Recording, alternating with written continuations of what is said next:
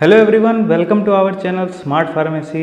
तो आज हम शुरू करने जा रहे हैं novel drug delivery system unit 1 का लेक्चर नंबर 2। इससे पहले हमने लेक्चर नंबर 1 का वीडियो डाल दिया है जिसमें हमने नोवल ड्रग डिलीवरी सिस्टम क्या होता है, उसके कितने टाइप्स होते हैं और कंट्रोल ड्रग डिलीवरी सिस्टम क्या होता है, कंट्रोल ड्रग डिलीवरी सिस्टम क्यों कन्वेंशनल ड्रग डिलीवरी सिस्टम से बेहतर था, क्यों इसकी ज़रूरत पड़ी, ये सब हमने लेक्चर नंबर 1 में डाल दिया है। अगर आपने लेक्चर नंबर 1 अभी तक नहीं देखा है तो डिस्क्रिप्शन में लेक्चर नंबर 1 का लिंक है, प्लीज़ जाके ज़रूर देखें। आज के इस वीडियो में हम बात करने वाले हैं क्या क्या टर्मिनोलॉजीज़ हैं जो हम एनडीडीएस में यूज़ करते हैं और क्या है rational control drug delivery system का, एडवांटेजेस क्या क्या हैं कंट्रोल ड्रग डिलीवरी सिस्टम के, डिसएडवांटेजेस क्या क्या हैं और ड्रग का सिलेक्शन हम कैसे करने वाले हैं, किस पैरामीटर्स पे हम ड्रग का सिलेक्शन करेंगे कंट्रोल ड्रग डिलीवरी सिस्टम बनाने के लिए। तो चलिए शुरू करते हैं लेक्चर नंबर 2। कुछ टर्मिनोलॉजीज़ हैं हमारी, कुछ टर्म्स हैं जो कि हमारे नोवल ड्रग डिलीवरी सिस्टम में काफ़ी यूज़ किए जाएंगे। तो सबसे पहला टर्म है डिलेड रिलीज़, सेकंड टर्म है extended release, sustained release, controlled release, site specific targeting, receptor targeting और fast dissolve drug delivery system, या इसी को हम कहते हैं फ्लैश। तो अब हम एक एक टर्म्स का मतलब समझेंगे और इनमें क्या डिफरेंस है उसको हम समझेंगे। तो सबसे पहला टर्म हम देखते हैं कंट्रोल रिलीज फॉर्मुलेशंस क्या होते हैं। कंट्रोल रिलीज फॉर्मुलेशन जो होते हैं वो ज़ीरो ऑर्डर पे काम करते हैं और इनका जो ड्रग की रिलीज़ होती है वो कॉन्टीन्यूसली निकलती रहती है एक सर्टेन पीरियड टाइम तक।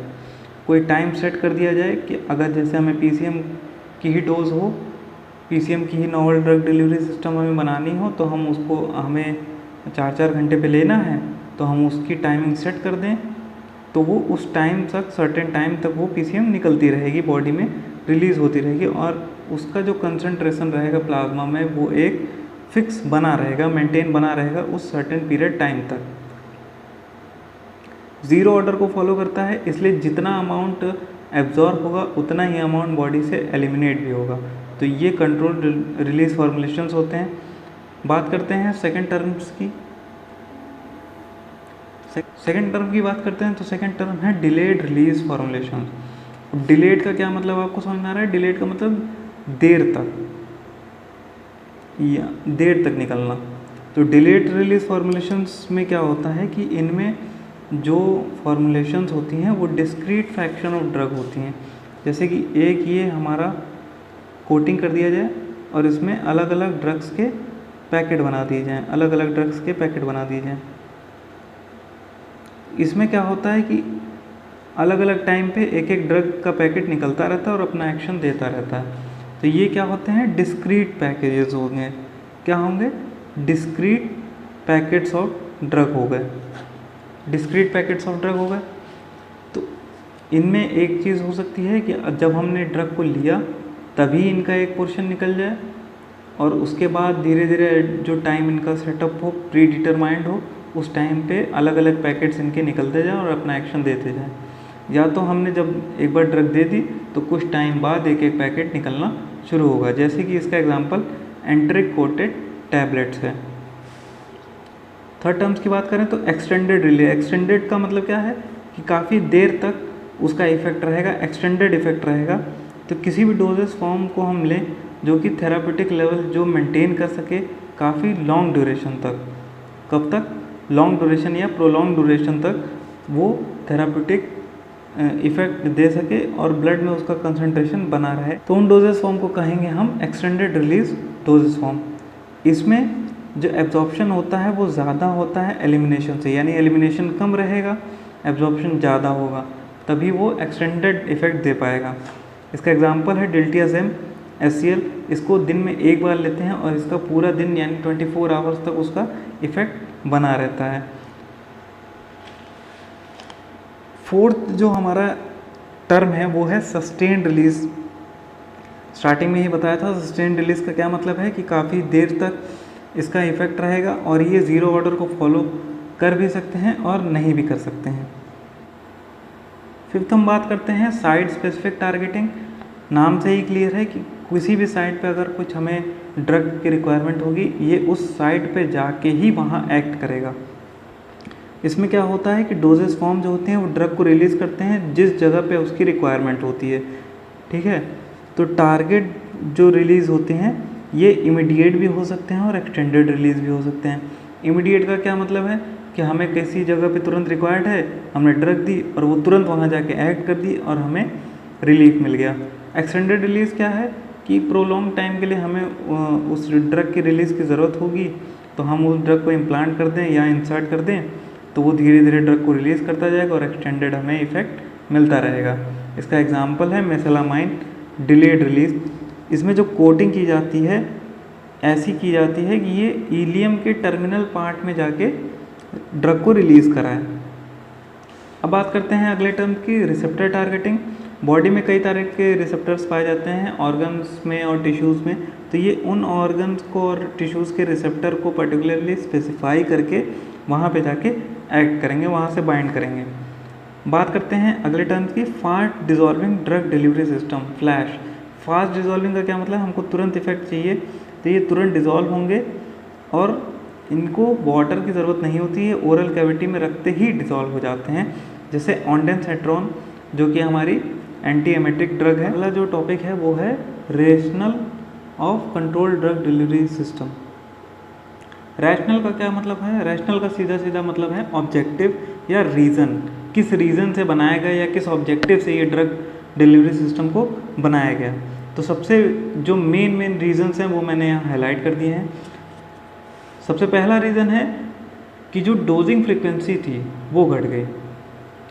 सबसे पहला क्या रीज़न है, जो डोजिंग फ्रीक्वेंसी थी वो हमारी घट गई। जैसे कन्वेंशनल डोजेस फॉर्म में हमको हर 4 घंटे पे हर 6 घंटे पे हमें टैबलेट्स को लेना पड़ रहा था, ड्रग को लेना पड़ रहा था, तो वो चीज़ हमारी यहाँ क्या हुई, वो घट गई। वो फ्रीक्वेंसी जो बार बार डोजिंग की थी वो घट गई।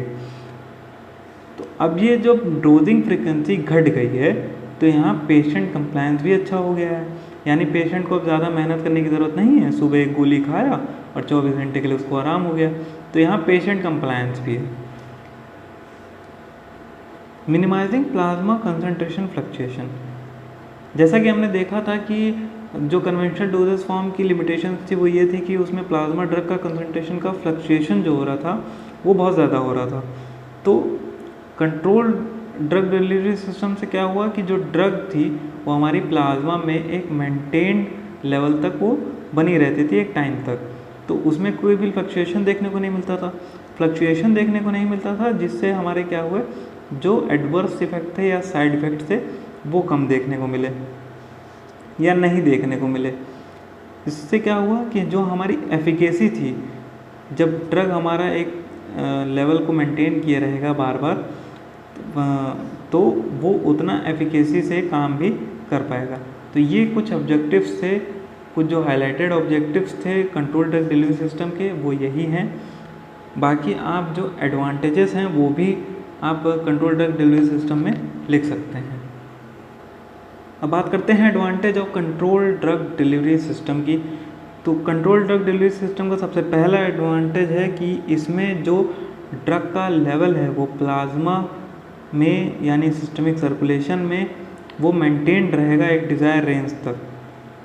डिज़ायर रेंज का क्या मतलब है, desired range equal to therapeutic range, जो जिस रेंज में हमको उस ड्रग की एफिकेसी को बनाए रखना है या इंक्रीज़ रखना है उस लेवल तक ये कंट्रोल ड्रग बनाए रखेंगे। लेस डोजिंग यानी पीछे ही बताया था ऑब्जेक्टिव्स में कि जो डोजिंग फ्रीक्वेंसी है वो हमारी कम हो रही है, क्योंकि सिर्फ हमें डोजिंग या एक बार या 2 बार लेनी पड़ रही है, बार बार नहीं लेनी पड़ रही है। तो लेस डोजिंग से क्या होगा, हमारा पेशेंट कंप्लायंस भी बढ़ेगा। प्रिवेंशन ऑफ टॉक्सिक और साइड इफ़ेक्ट्स, फ्लक्चुएशन नहीं हो रहा है प्लाज्मा ड्रग कंसंट्रेशन में, तो टॉक्सिक इफेक्ट्स और साइड इफ़ेक्ट से भी हम बच सकते हैं।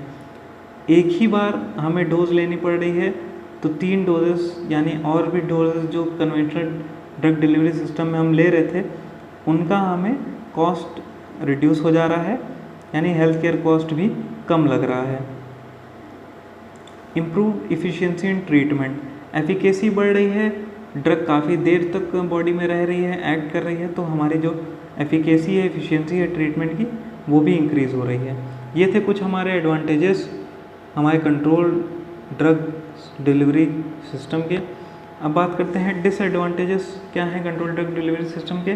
सबसे पहला जो डिसएडवांटेज है वो ये है कि हम कैसे कैलकुलेट करें कि सही डोज क्या है और कितने कितने इंटरवल पे हमें इस डोजिंग को देना है।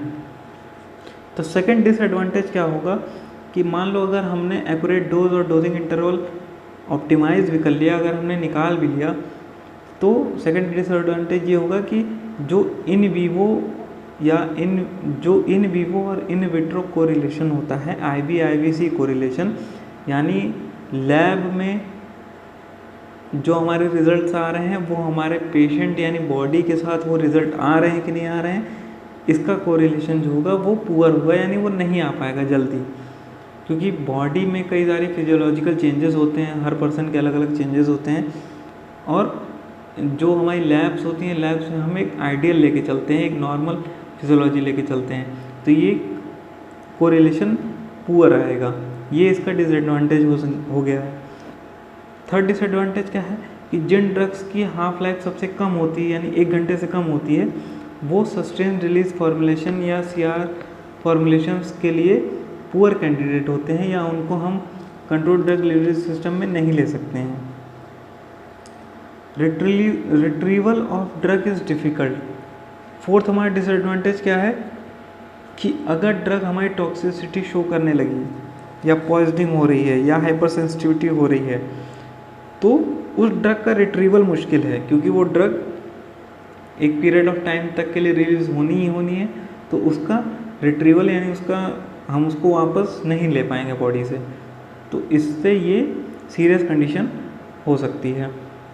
उसके बाद पेशेंट्स वेरिएबिलिटी जो है वो ड्रग के रिलीज रेट को इफेक्ट कर सकती है। मान लो पेशेंट के GI एम्पटिंग जो स्टमक एम्पटिंग रेट है वो इफ़ेक्ट हो रहा है, वो अल्टर हो रहा है, हर पेशेंट का अलग अलग एम्पटिंग रेट होता है, या वो पेशेंट फास्ट है या नॉन फास्टिंग कंडीशन में है, तो उसका जो ड्रग रिलीज रेट है वो इफ़ेक्ट होगा।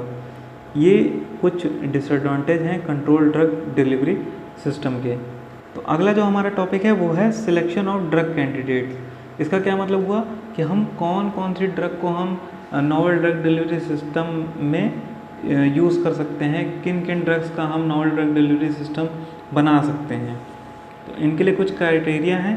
सबसे पहले तो हमें ADME की नॉलेज होनी चाहिए। ADME क्या है? एब्जॉर्प्शन, डिस्ट्रीब्यूशन, मेटाबॉलिज्म और एक्सक्रीशन। उस ड्रग की ADME पैरामीटर्स क्या हैं उसकी हमें अच्छे से नॉलेज होनी चाहिए। कुछ क्राइटेरिया हैं, उस ड्रग को वो क्राइटेरिया फॉलो करनी चाहिए। सबसे पहले क्राइटेरिया क्या है? Desirable half life. उसकी जो हाफ लाइफ हो वो 2 से 4 घंटे की हो, तो वो आइडियली वो ड्रग मानी जाएगी कि हम उसका कंट्रोल रिलीज ड्रग बना सकते हैं। अगर वो 8 घंटे से ज़्यादा है उसका हाफ लाइफ टाइम, तो वो ड्रग जो है वो कन्वेंशनल डोजेस फॉर्म में रिलीज़ होगी, क्योंकि वो एज अ सस्टेन ड्रग ही रिलीज़ हो रही है, तो हम उसको कन्वेंशनल डोजेस फॉर्म में दे सकते हैं। सेकेंड पॉइंट जो हमारा क्राइटेरिया है, सेकेंड क्राइटेरिया है वो है हाई थेरापेटिक इंडेक्स। अगर उस ड्रग का थेरापेटिक इंडेक्स ज़्यादा होगा तो ही हम उसे कंट्रोल ड्रग डिलीवरी सिस्टम में दे सकते हैं। अगर उसका लो थेरापेटिक इंडेक्स होगा तो हम उसे CR फॉर्मुलेशंस में नहीं दे सकते हैं। लो थेरापेटिक इंडेक्स होने का क्या मतलब है कि वो पोटेंट ड्रग है। पोटेंट ड्रग होने का क्या मतलब है कि उसकी क्वांटिटी बहुत कम रिक्वायर्ड है। कम रिक्वायर्ड है तो हम उसको कंट्रोल रिलीज सिस्टम में नहीं दे पाएंगे। थर्ड क्राइटेरिया क्या है? First pass metabolism.